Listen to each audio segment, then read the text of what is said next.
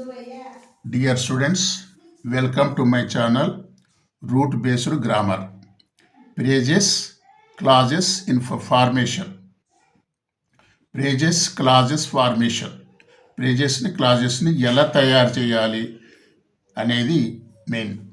Number 1, free morphemes, root morphemes అనగా nouns, verbs, adjectives, adverbs, prepositions, conjunctions, interjections and pronouns.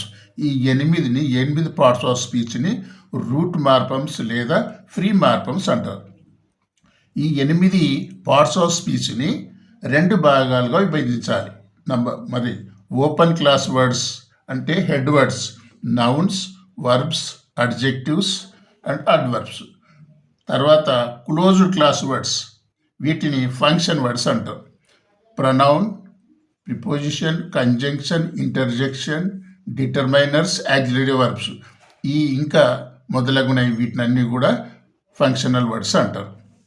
ఈ functional specifier అంటే కూడా functional వర్డ్సే, compliments అంటే కూడా ఫంక్షనల్ వర్డ్సే, అడ్జంక్టివ్ అంటే కూడా ఫంక్షనల్ వర్డ్స్. ఇప్పుడు ఏం చేయాలంటే open class versus closed class.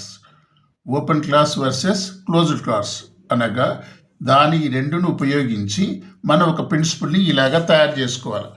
Closed class words plus open class words plus closed class words.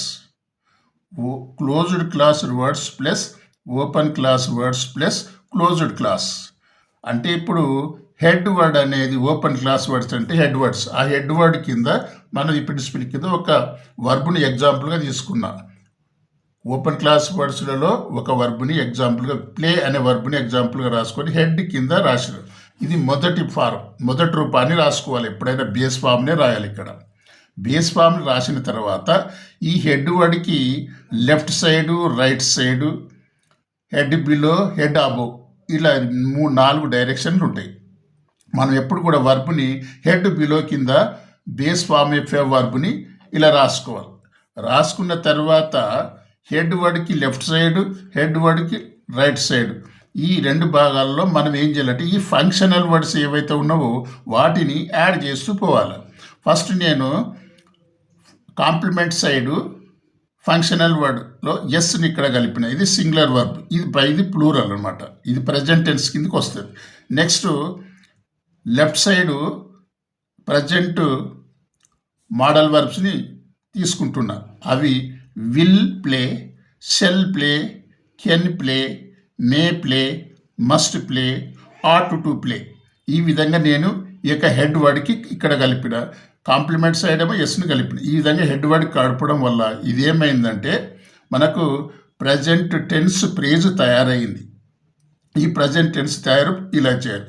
తర్వాత మనకి ఎక్కువ ప్రజెంట్ టెన్స్ని కావాలనుకున్నప్పుడు హెడ్ వర్డ్ కింద బేస్ ఫామ్ వర్డ్ని మనము వేరే వర్బ్ని ఇక్కడ రీప్లేస్ చేస్తే నీవు ఎన్ని వందల వర్బ్స్ అయినా, ఎన్ని వందల పేజెస్ అయినా తయారవుతాయి.